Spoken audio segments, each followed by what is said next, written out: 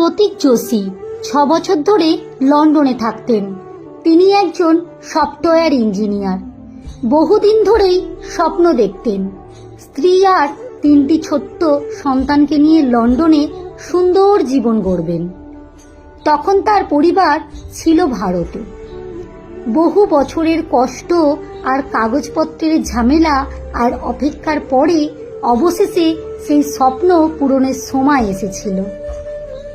মাত্র 2 দিন আগে তার স্ত্রী ডক্টর কোমি ভারতে থাকা চাকরি ছেড়ে দেন। সব ব্যাগ গুছিয়ে ফেলা হয়, প্রিয়জনদের বিদায় জানানো হয়, নতুন জীবনের পথে যাত্রা প্রস্তুত।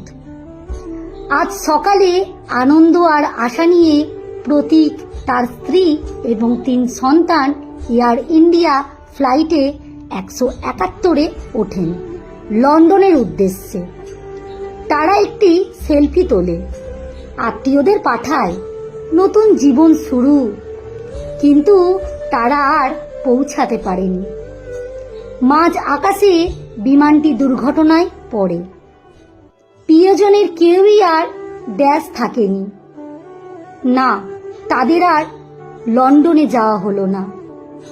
স্বপ্নের বাড়ি ফাঁকাই পড়ে রইল।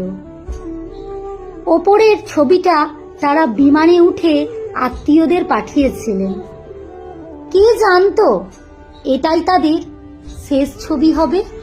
কেউই বলতে পারে না কখন কি হতে চলেছে।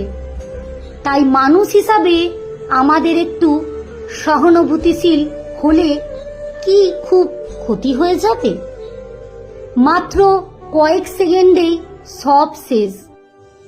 একটা জীবনভর স্বপ্ন মুহূর্তেই ছাই হয়ে যায়। এটা আমাদের কঠিনভাবে মনে করিয়ে দেয় জীবন ভীষণ ভঙ্গুর।